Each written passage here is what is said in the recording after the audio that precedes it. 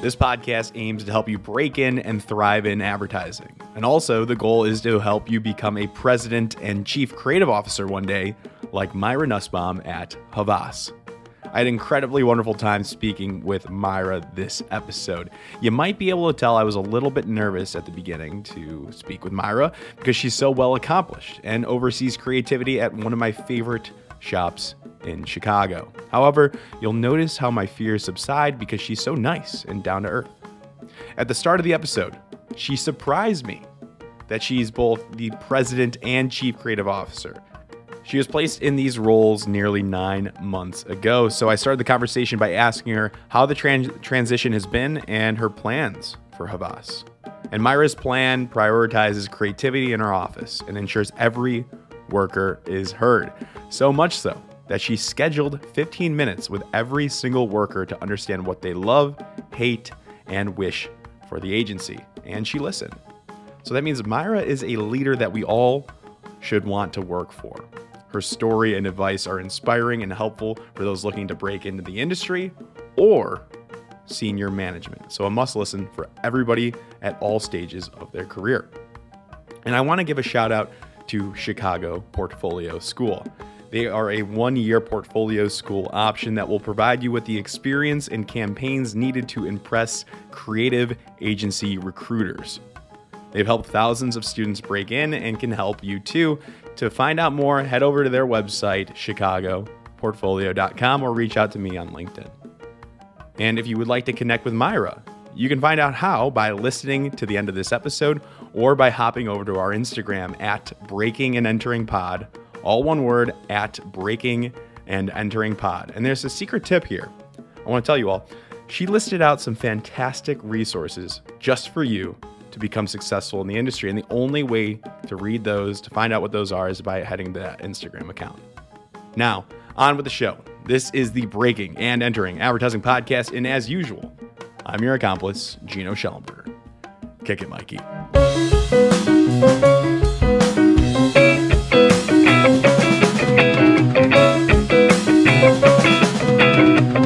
All right, Myra Nussbaum, welcome to the Breaking and Entering Advertising Podcast. Thank you so much for coming on. How are you doing today in Chicago, Illinois?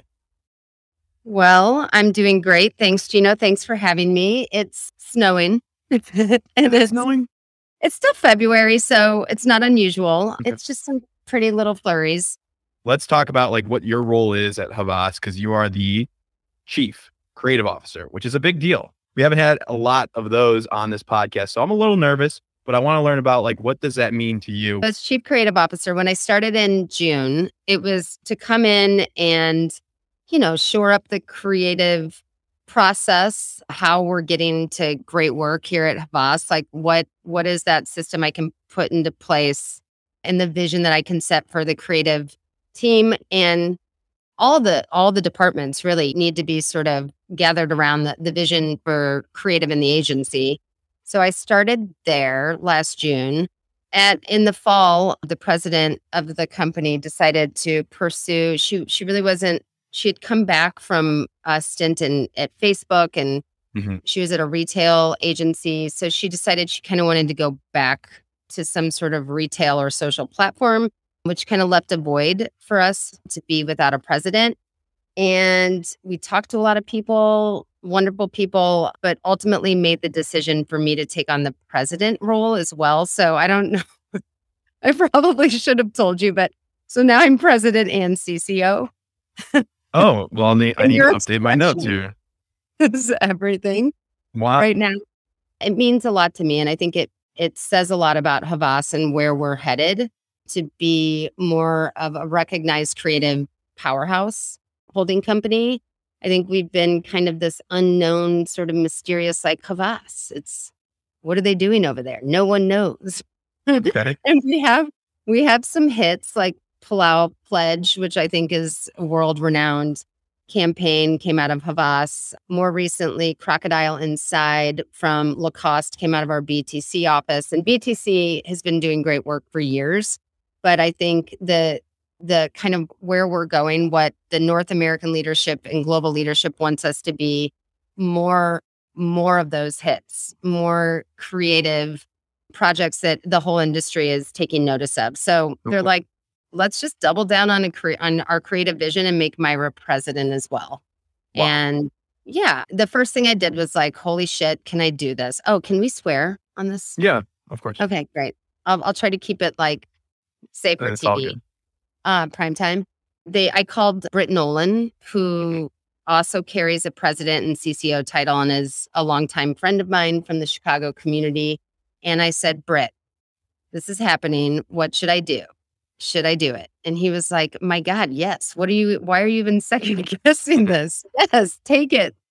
And I said, well, what did it change for you? And he's like, it just made everything easier. There's less friction, fewer key decision makers, and ultimately you get to prioritize the creative product, which is really how this industry should be behaving anyway. Like that's what our clients are coming to us for. It does require from me, like, as opposed to in the beginning when I just needed to focus on the creative department and strategy, because I'm a huge, huge fan of strategy. And I consider them like as vital to an agency as the creative department. Of course. Now my purview is just expanded, and I do need to, be closer to the CFO, like the CFO, Angelo Criticos. He's and amazing. That's my Angelo Criticos' nephew is my roommate. Stop it. Peter Criticos, one of my best friends. Yeah. Oh I tried to get him to connect me with somebody. He never got back to me. So. Oh, do you want to have a CFO on your show? I'll get Angelo to do it.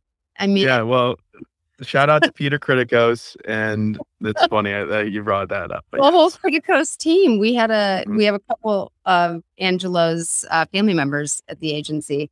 Yep. Yeah, he's been extremely helpful, very supportive, getting me up to speed on P&Ls and comp ratios and all of that. So yeah, it's exciting. Yeah, to say the least. Absolutely.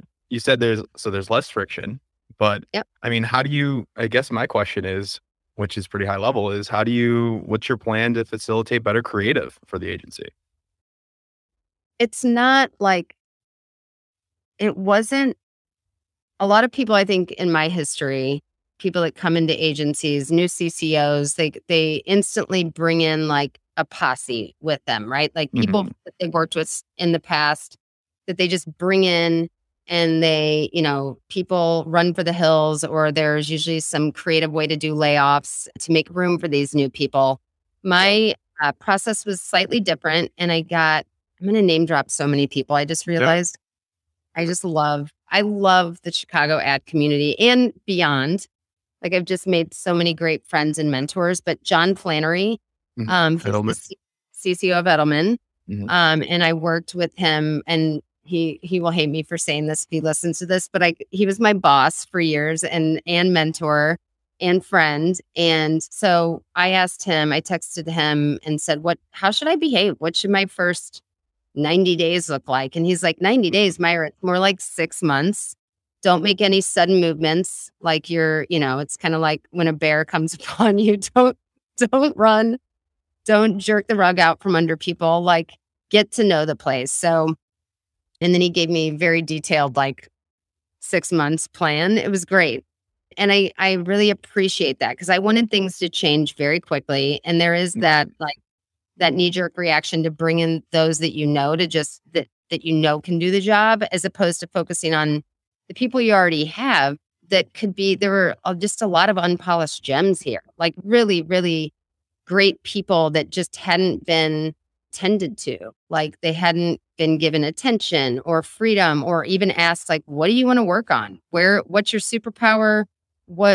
Or how long have you been on this account? Is it time for a change? It was very siloed. So I just kind of dug in. I set up, which was insane, and I probably wouldn't do it this way again, but I did a one-on-one with every single person, like 240 people at the agency for 15 minutes. And it was just like, I asked 3 questions. What do you love? What do you hate? And what are your ideas to change it? Okay. And what did you learn from that? So much. I learned that a lot of people were pretty happy here. And the things they complained about were the very, very simple fixes. And some of that meant just like a little bit of a reorg with creatives, for instance, instead of like putting people 100% on accounts, we're doing a 50-50 split for everybody. So if they wanted to, it's like, if you want to be 100% on Citibank, we'll leave you alone. But if you want a split, if you want to juggle 2 clients, we'll make it happen. So there was some orchestration in that, making sure everybody was comfortable. But part of the reason I took the job is because the creative department's 45-ish people, between 45 and 50. Sure. And it's manageable, right? Like it's the perfect size for change and to innovate and to be able to make some small shifts that will have seismic results, right? Like it's been great. So there's that. Like, I just kind of assess talent across departments and then just kind of set expectations. Like, this is kind of the level I want to compete at. And I think we have some amazing clients, NAR, National Association of Realtors, Moen, that had already done some almost award-winning work. And some of it has been award-winning, just smaller scale. Like, we can go bigger with them. And then we have clients that, like AutoZone, that's just like this amazing sort of iconic American brand that the work, I don't want to push. And this is really important to say, like, I don't want to make the work better and more creative to win awards, right? I was going to ask you, what does success look like then? Success to me looks like more people talking about the brand, more people going to buy the things, more people changing their batteries at AutoZone, more people buying Moen faucets because they're the most innovative in the category, more people choosing realtors that are in the National Association of Realtors because they have the highest ethical standard. Before we kick it back to like how you got started and all this and your break-in, like final words on like your plan, your vision. I mean, my vision, and it sounds so simple. It is really aligned with, and part of why I took the job with Havas's global vision, which is to create meaningful brands and meaningful work with the clients and the people they work with. So it's very based in this, like, let's make ads that mean something, that say something. And it doesn't have to go, like, I think that a lot of people hear the word meaningful and think, well, that's really, hallmarky, or it's quiet, but I don't see meaningful that way. I just think that meaningful is a much better way to say relevant, that makes an impact on your life.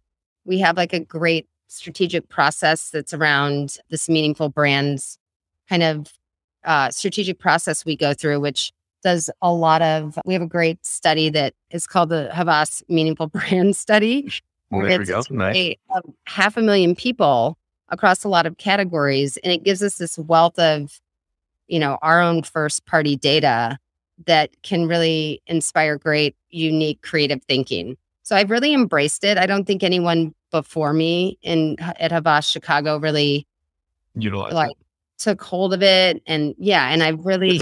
It's like a brand barometer of some sort, or primary research. Yeah, it's primary research, but also just the whole, like, our mission that we get out of bed to make an meaningful impact on the brands and the people we work with is yes. Like, I was like, of course. Yes. That's why, I went back the other day to my Tumblr account. Nice. to remind myself, like, just what was up there. And my byline on it was making the world better one pixel at a time. Nice. And, I wrote that, a dozen years ago. And that's part of why I got into this business. And it's why I stay in it, because I really do want to make meaningful work that impacts the world in a positive way. Love it. Yeah. So how'd you get started in all this? What made you say what was the point? You actually told me before we started recording. What was that point? Yeah. But let's talk about that. When did you say, I want to do advertising for a living? I was so young, and sometimes I wonder what was wrong with me and why, what was in me as a small child growing up on a hobby farm in Missouri. I was I think it was because I was never really meant to be in a small town. And I'm sure a lot of small town people that work in Chicago now would say the same thing. I saw MTV I was 10 years old and I was like, oh my God, I'm either going to be a VJ, or be in a band so I can be on this network. But I was really early on obsessed with the commercial breaks. I mean, MTV, the commercials in between and the bumpers and everything, the production of it was highly entertaining. It wasn't like you wanted to turn off the commercials between segments or music videos. The whole thing was pretty intoxicating. Wow. And I was really obsessed with Rolling Stone and Spin Magazine. And again, I loved the articles, but I loved the ads, and the Absolute vodka ads would like many kids in the 80s, pull them out, hang them on my wall. In high school, put them in my locker. I had a whole collection, and I was like, advertising seems cool. I don't think I really knew about advertising school until later on. And in high school, I kind of got into, I was on yearbook. I was in the yearbook committee. That makes sense. Yeah. And I always loved things. I had a zine later on in college. I ended up going to Mizzou. It was the only school I applied to. I knew I wanted to go there. That's one of the best undergraduate schools for advertising journalism. Yeah. Yeah. But I didn't know that. I was a kid. It's not like I had it all figured out. And my parents were not helping me on this path. Okay. And I want to make that clear to everybody out there. Don't listen to your parents. Yeah, they don't understand the advertising industry at all. My dad, in fact, I think I almost gave my dad a heart attack. I'll never forget his face. And my mom, they were so horrified when I said I said I just wanted to go to journalism school. And I had no interest in pursuing a law degree, which is what my dad wanted me to do. Definitely. And my dad was a lawyer and politician and, prosecuting attorney of my town. And I was like, I just want to do advertising. Haven't you guys realized that this has been a thing all these years? And just had a heart attack. Heart attack time. And they never really got it. And it was okay. It wasn't and it's funny. I was like, Dad, you made me do your ads. In middle school. I was making ads for my dad's law firm. And then I approved of it then. Doing billboards in high school. I was like, why did you think this wasn't? Did you think I was not good at it, or Are you surprised? Yeah. So just saw it coming. Yeah, I early on knew it, but I did go to J school and think maybe magazine is my thing. And I applied for an internship at Wired magazine and got it. And nice. Everybody was, my aunts and uncles that lived in San Francisco were like, you can live with us, come on out. And 2 weeks before the internship started, Condé Nast acquired Wired and canceled the internship. And I'll never forget the phone call. Oh, it's the worst. I know, heartbreaker. And so my aunt and uncle were like, fuck it, come stay with us. Doesn't matter. Uncle Mark can hook you up. He knows somebody in advertising. Would you be would you be open to working at Saatchi and Saatchi? And I was like, yeah, I've heard of them. So they got me an ad. I had an internship there, but it wasn't even in the creative department. What was it? It was it was more like a junior. It was like an executive assistant to the CMO. It was really weird. So I did that works. It was fine. I very quickly realized when I got a Beck CD stuck in her hard drive, like the old disk drive. I have no idea what you're talking about. It doesn't stop. And I will never forget. What's a floppy disk? Yeah. Well, no, it was a CD, but it was in the. Just listen. Yeah. Okay. I'm a little. Well, I did have floppy disks as a kid. I remember that. I've seen them. I'm more the zip drive. I'm like Oregon Trail zip drive generation. More of that. After that internship, I went back to Mizzou, and then I was like, that was after my freshman year, and then my sophomore year, I did that, and then your freshman year. That's early for an internship. I know. I'm a spaz. Yeah, I'm a spaz. Well, I always needed to be doing. Well, that's stuff. Good. And I don't know why they gave it to the Wired one. Why it was, and that's partially why they didn't give me an internship in the creative department at Saatchi and Saatchi, and I was basically just a favor for a friend. And I also got part of that time in San Francisco. I was working at a pre-assembly, what was it called? Pre-press assembly place, for an eyeglass catalog, whose name I don't remember, just drawing clipping paths around eyeglass frames, which gave me like incredible Photoshop skills that summer. There you go. So it was worthwhile. But yeah, then I came back and I did my sophomore year. And then at Mizzou, they try to get it. When I went to school there, they have to lock you into a track. So instead of doing that, I just dropped out. I took a gap year and I moved to Italy and I was an au pair. Wow. I know. It was like a bit of a weird, I needed some time. I needed to like see the world. Grew up in, farming community in Missouri. And I needed to get out there. My dad's from Italy and my minor is in Italian. Okay. So that was a great year. And I worked for 2 journalists. The mom and dad worked at L'Espresso and La Repubblica. And they introduced me to advertising people again. They were like, oh, we have a lot of friends in advertising at Saatchi and Saatchi again. Okay. Full circle. It's crazy I didn't end up at Saatchi and Saatchi, but yeah, that was, again, like, then I got to see it, what an ad agency was like in Rome. And, not that much different than one in San Francisco. Just like, longer lunch breaks and more espressos. Sure. Wow. Yeah. So then I went did back. Did you intern there? Did you, or what was that? I was just kind of hang out there.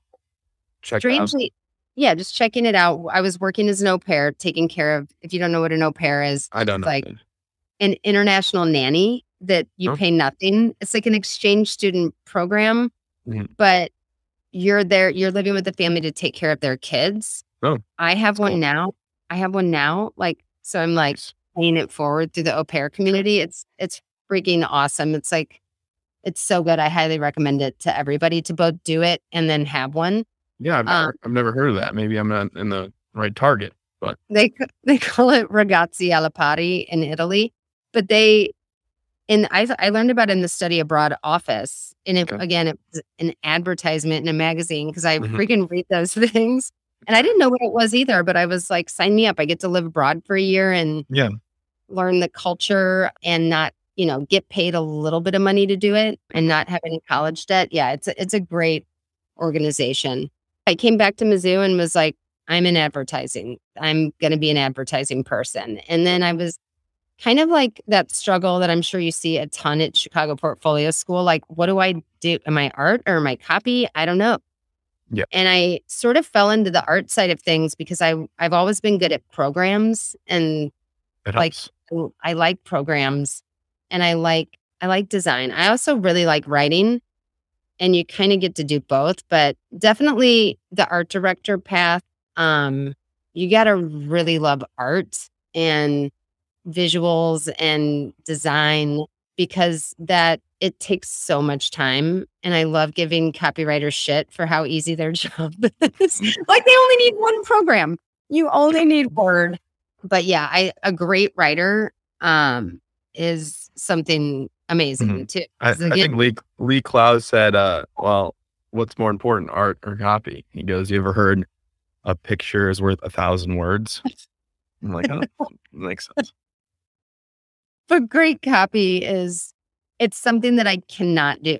Like I can hold my own with a lot of designers and visually, like I really feel very confident in that. The writing side, I don't know. I'm pretty average. I'm good. You got to understand it. I mean, I'm sure you understand both sides and you're probably better at art, but you have to understand what good copy looks like and how it can fit and play to that, of course.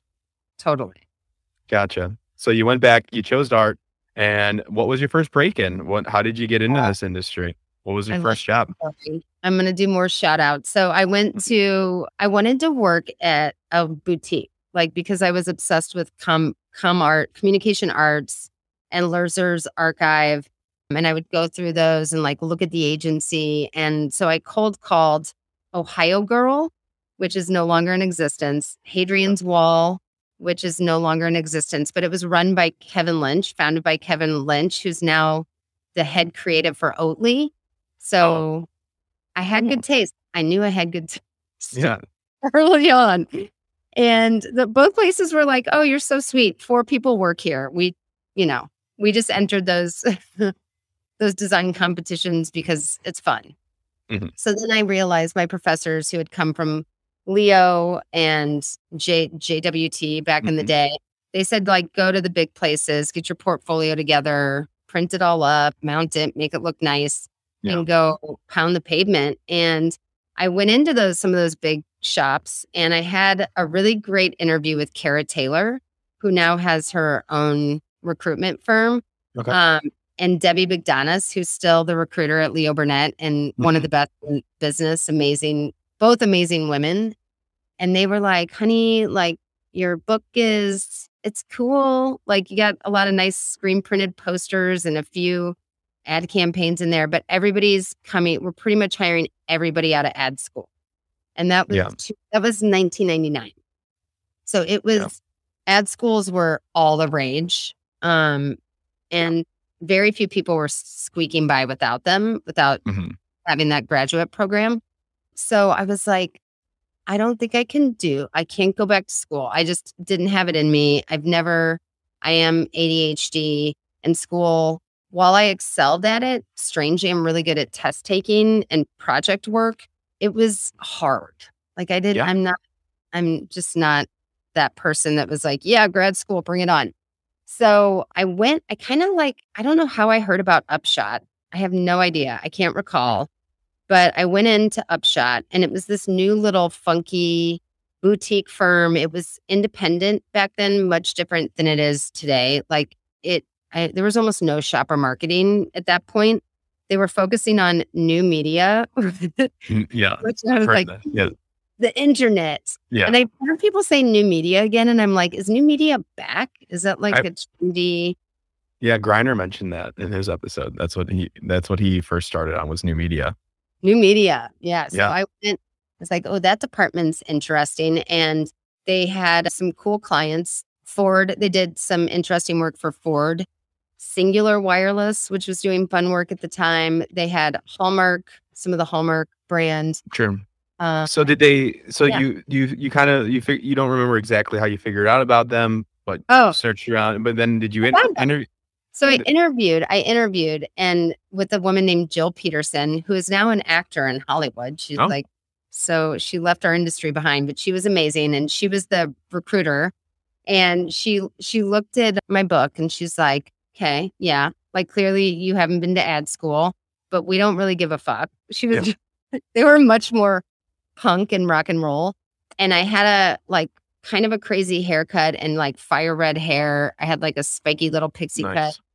And I was wearing a band t-shirt. I think I don't know, Wilco or the Shins or something. And she was like, you know what? You're cool. I like your vibe.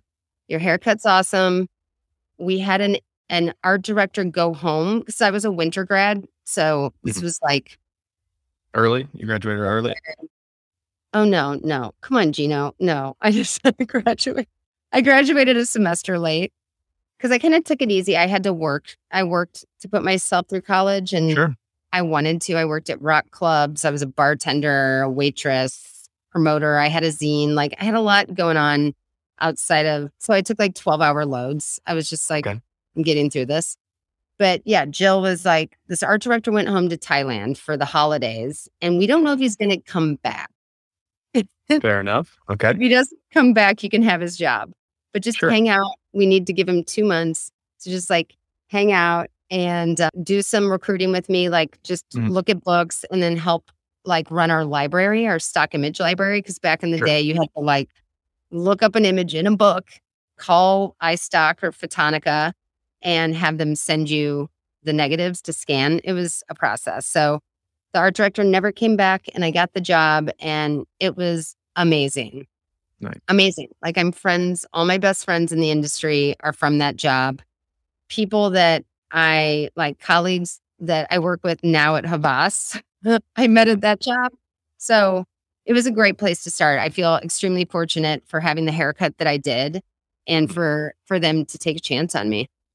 The good haircut. The good haircut helps. You never know. You never know.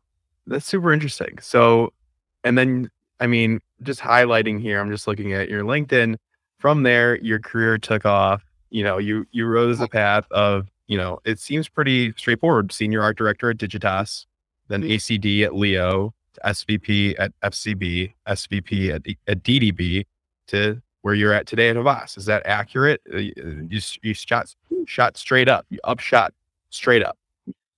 The upshot of the story is that, yeah, I took my time. I was really like a big believer in not rushing it. I'll just be honest. I'm 46. And I kind of thought I was going to be, I had it planned out that I'd be a CCO at 50.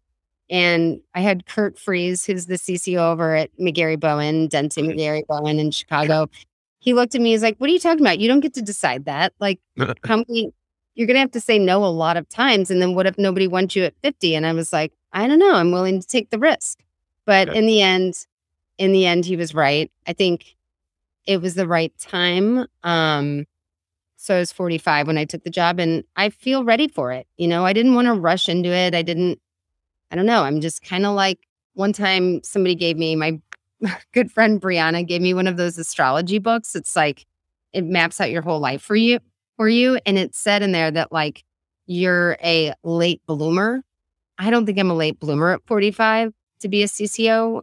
People in this industry are just like, they want to climb the ladder quickly and get through it. And I would say, don't do that. Like, take your time, enjoy it, have fun. Like, I feel like the fun is sort of, the pandemic's definitely like taken a lot of the fun out of this business. But even before that, the last like 5 years, I think people are kind of not enjoying it as much as they used to. And there's so much pressure. And we need to, as leaders of agencies, like, relieve that pressure. And like, I'm a big proponent of, especially to the junior creatives, like, use your tuition reimbursement to go to a gallery. Like, just have like a membership to a gallery or a zoo, or go take some second city classes. Like, just, I'll go to the movies and I'll help you expense it. Like, get out there and soak it up. Like, get as much culture in your life as possible.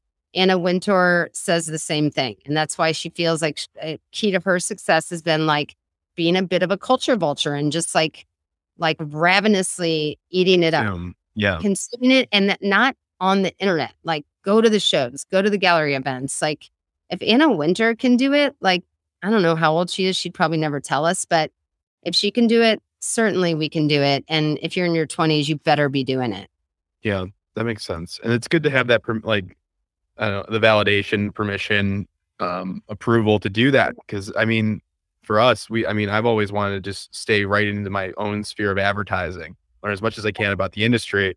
But then you're kind of pigeonholing yourself and you're closing yourself off to all these other forms of creativity in other industries. You got to consume it all. Kobe Bryant, I was just watching a video. He was saying he would go study actors as well on his off season, go study all these different industries and dancers to see how they work. And I think his basketball game. A lot of Chicagoans would say they study sports for sure.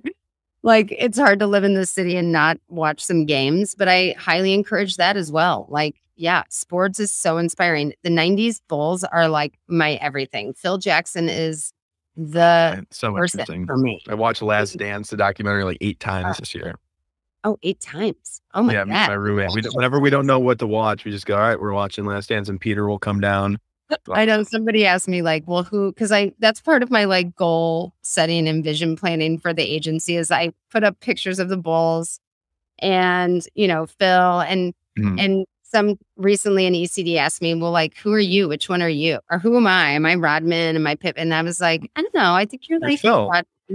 No, we're and he's like, so does that make you MJ? I was like, no, I'm Phil. Come on. Like, clearly. Right. And I like when he does like the centering and he does like the yoga and like the tribal. He's so interesting. I haven't read his book, but it's a good one. His leadership tips are tight. I don't have them all memorized, but I know them.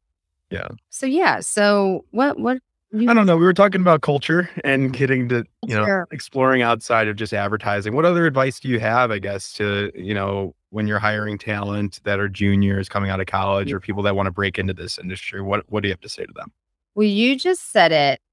there and I walked all over your line, but you said just be yourself. You don't have to be like Scottie Pippen or you don't have to be anybody else. You do need to find your voice and who you are and be very brave about it. Like that is kind of the thing. Like I do think like young people, like it's books are all very good now coming out of school. So I think it's your personality and how you present yourself. And strangely, because the work is all kind of like very good, very like for the especially CPS, like you guys like make sure they have a great book. Pay attention to the About Me section. I go straight to About Me. That's my first thing I look at for sure. Oh my God. We hired great junior copywriter, Mary Adam. And she talked about her tetherball, like she was like tetherball champion in middle school. Is she an Illinois alum? Yeah. I know her indirectly. She's amazing. And thank you. High Dive. They were all posting about her. My good friend, Nathan Monteith, who says GCD or ECD over there, he texted me and was like, you got to hire Mary. They couldn't bring her on. Yeah. Look at her personality, who she is, her voice cut through, and you liked what she had to offer. You liked her. So that's probably what set her apart.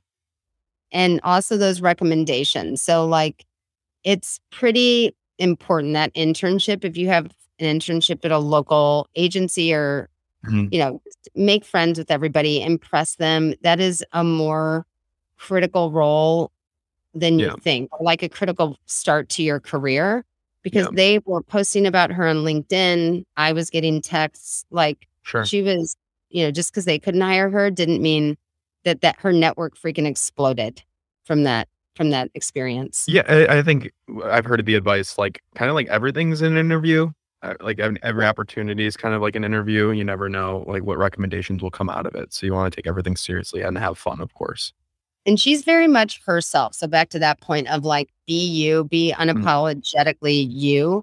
And I hate to say your authentic self because it's such a trendy word, but it's true. Like it's hard to be yourself. And I think I was like mostly myself, but you don't really become yourself. I don't think like fully formed human being until you're in your late 20s and around 30. But until then, like still be vocal. Don't be afraid to speak your mind. Yeah. And I know I've heard on your podcast from others, they say the same thing. Like it's scary though. It's definitely scary, especially when you're just starting off, but it's always good to be reminded that that's why they hired you. Is to have some sort of interesting insight or takeaway or a take. If you're quiet, it's okay. Good creative directors will give you the time or attention that you need. Like you may not be a person that's able to speak up in a room in front of everybody and put yourself on the line like that. But if you have, you know, you're working for a good CD, if they make time for you and they make room for you and have a higher EQ, you want to be working for those people. And if you're not, immediately go find someone that is, because that's interesting. Yeah, you can really get held up. Your career can be stymied. So I can't believe I just said stymied. It can suffer if you're not working for a good person and not creatively. They don't have to be creatively amazing, but they have to bring out the best in you. That is most important. Yeah, that makes sense. And I think for those that are people that are quiet too, let the idea speak for itself. You don't have to like sell or pitch, you know, just what's the idea? If it's great, it'll speak for itself. So you always rely on that too. Katie Samuelson and Drew Butler are a great team. They came out of UT. They didn't actually go to portfolio school, which is UT Austin. That's a great undergrad program for sure. Very strong. And they came out strong. And Drew is just a man of few words. He just doesn't like to use words that much. But sometimes I could just see. Sometimes I prefer that. Sometimes we prefer that. You know, just lay it to us straight. What's the idea? It's good or not? We'll keep talking then. Nothing wrong with that. But anytime I would call on him, like, Drew, what are you thinking? He would say it's the most amazing thing. Very, very talented, but definitely introvert, and that's okay. Yeah. Well, I have no other questions. Is there anything else on your mind maybe that you thought of today or before coming on this podcast that you really wanted to get across? The only other thing, and I think would be really awful of me not to mention is females in the creative department. I think women, we need more of you in leadership positions in creative. And I hope that, like, if you want any advice, I think Gino's going to put my contact information out there. So that was my next question. Yep. Please hit me up for advice. I want to be sort of this like example of you can do it. Like, I have 3 kids. They're wonderful. They're all flourishing. And, I make time for them, and you can do it. I think that it's scary. When I was pregnant with my first, I was freaking terrified. None of I was 29. None of my friends had a kid yet. Literally, they would chant, "She has a kid. She has a kid," because it was funny. But I had a boss, and I was at Leo Burnett at the time, a boss who took care of me. He let me work. This is a secret that I'm letting out on your podcast, that he let me work 4 days a week and didn't tell HR or anybody, because it was 2005. And back then they didn't make accommodations like that at all. So he was like, you know what? I'll tell the team. I'm not telling HR. They're never going to approve it. But for a year, you work 4 days a week. And wow.